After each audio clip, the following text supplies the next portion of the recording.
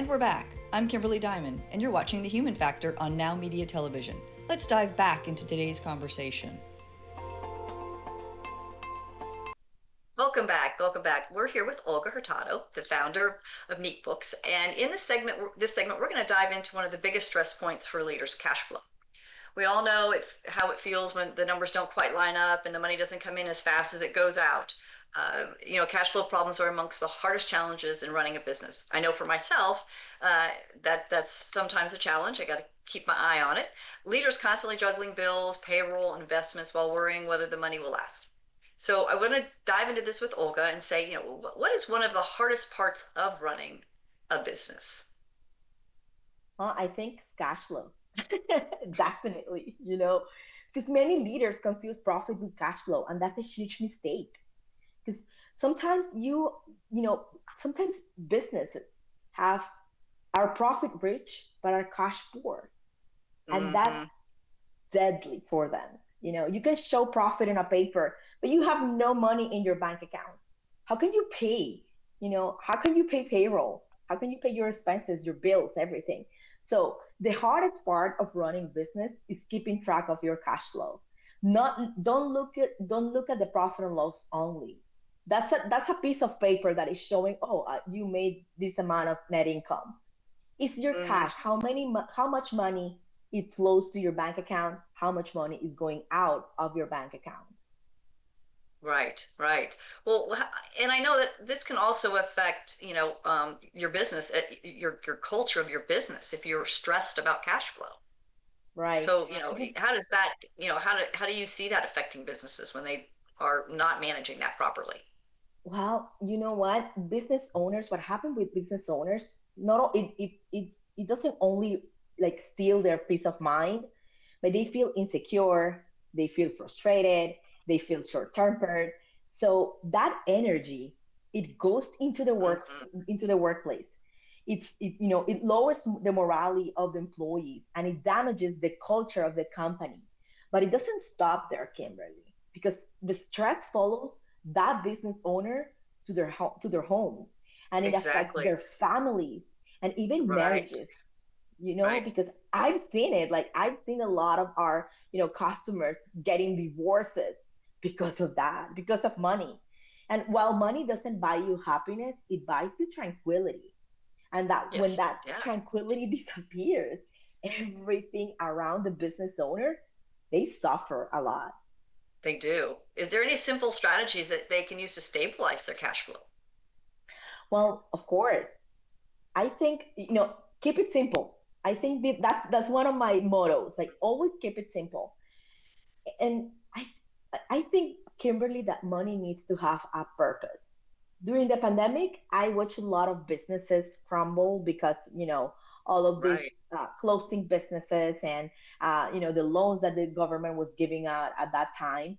So during that time, I was scared and I created like my own system, and I didn't have enough money saved for my business. Because if you don't have money saved, then you're not going to be able to grow. So I basically recommend set a goal. Okay, set a goal for your business. Let's say $10,000. I'm going to save $10,000 this year. You're gonna need to watch your expenses and cut unnecessary spending. Like you need to Mhm. thin your expenses the more you can so you can achieve that goal. It doesn't have to Mhm. be big, okay? It has to be credible for you, like doable. Use a structure like the spreadsheet, for example. You Mhm. monitor your cash flow, your inflows and outflows every day. It gives you the visibility to track every single dollar that is coming out of and coming into your bank account. That's Mhm. very simple. And then you can create cash baskets. I have them. That's why I use, the Relay Bank, because they help me create these bank accounts that I can give purpose to it. For instance, taxes. I have an account only for taxes. I have an account only for my profits. I have another account for my working capital. I have an account for bonuses. I know it sounds like very crazy, but at the end of the day, I have my cash visibility in just one dashboard. I go into my bank and I see exactly how much money I have saved, even $10. I don't care. Whatever is left, I transfer it, and you need to monitor your cash on a daily basis. And if you can adapt this process and keep it simple and stay consistent and fine tune it as you go, I think you can have zero cash flow problems in the future. I appreciate you bringing up some of those buckets because I do this. I've done the same thing. I have separate accounts for taxes, separate accounts for profit, so that keeping all that separate. It has been because initially I was like, how do I go about this? I don't I want to make sure I'm not losing track. Yeah. So every time I needed to obviously I pay taxes quarterly, and so there's that bucket. So everything's it's put in there. It's ready to go. I'm not caught off guard. You know. And it gives you peace of mind. Right. It's like, okay, I know I've put it aside. So now this is my bottom line now, right? Now that I've Yes. removed all of these, either upcoming expenses, you know what you're going to have in the future. There are certain standard expenses that aren't going away. Right. So, putting that in place. Well, then I think that kind of leads us into unexpected, expenses. How do leaders plan for that? I think that we're kind of leading into that, maybe that extra slush fund for the unexpected. Definitely. That's the answer. You need to save consistently. And even you can assign like a percentage of your net income. Let's say, for example, I'm going to say 5% of my net income, regardless. Like you forget about that 5%.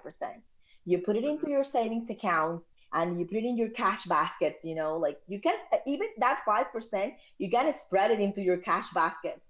And that will Yeah, allow you to invest without fear. That will allow you right. to grow because if you don't have enough money to grow, then you will not have money to invest. And but if you don't invest, then you will not be able to grow. So it's like the fish that is always chasing its tail. You Right. need to be consistent if you want to grow. And yeah, I think that we talked about this, the first step is when cash flow feels out of control. This is ways to get it into control.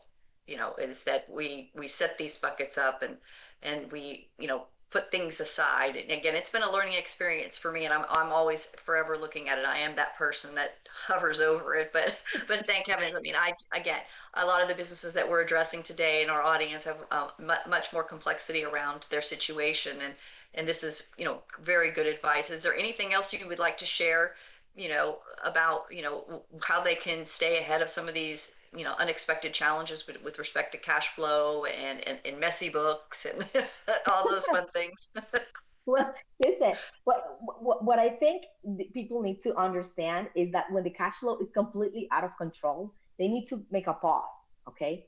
Grab a pencil, print out your bank statement, and do the math. Hmm. Plain and simple, okay? Because 2 plus 2 is not 6. Yeah. You just look at every expense, every single tiny little one. Even the coffees that you buy on a daily basis for $8, that is impacting your cash flow because if you multiply those $8 times 5 days a week, then times 52 weeks, during the year, it's going to drain out your cash. So just compare your inflows, your outflows, including the loans you pay and the personal money that you take out of your business, and do the math and act Yes. immediately. Like if you see yourself as running out of cash, just act. Don't wait until the account runs dry to make any changes because that will be maybe too late. I think you're right. I'm always looking ahead. How much do I have for the next, 6 months? Or my business ebbs and flows, so it's Right. not. So being that sometimes there's dry spells, so you have to prepare for the dry spells, and so that is definitely something that I'm always monitoring on a regular basis. So Yeah, me uh, too. I'm obsessed. I'm a yeah, cash flow obsessed. yeah, I am too. No, okay, get busy today. Something has to change. Well, this has been incredibly, valuable information as always. So, where can people follow and connect with you to get, additional advice and learn more about what you provide for them? Can Of provide for them. course. Of course, we have our business website, which is neatbooksllc.com. And also they can find me on LinkedIn, Olga Hurtado. You just, look for me there. And invite me so we can connect. We also have social media, Instagram, Facebook, that we all are always sharing information, with our followers. And if you want to send us an email, we have an email which is customersuccess@neatbooksllc.com. Just drop us a question, and we will be, very happy to answer anything that you might have. Well, thank you again so much. That's great information, and I hope people take initiative and reach out if they're struggling with messy books and cash flow, please. Yeah, definitely. We are here to help you. Well, thank you so much for sharing your expertise and your story today. Your perspective helps us understand that finance isn't just numbers. It's clarity and it's confidence and it's freedom for leaders to actually run their business instead of having the business run them. For our viewers, think about where you might be losing energy or peace of mind because of messy books or cash flow struggles. Take one small step today, and clarity can be the turning point that helps you move from chaos to control. I'm Kimberly Dymond. This is The Human Factor. Thank you for joining us today. Until next time, remember the human factor is what makes the difference. Also, don't forget you can find us on Roku TV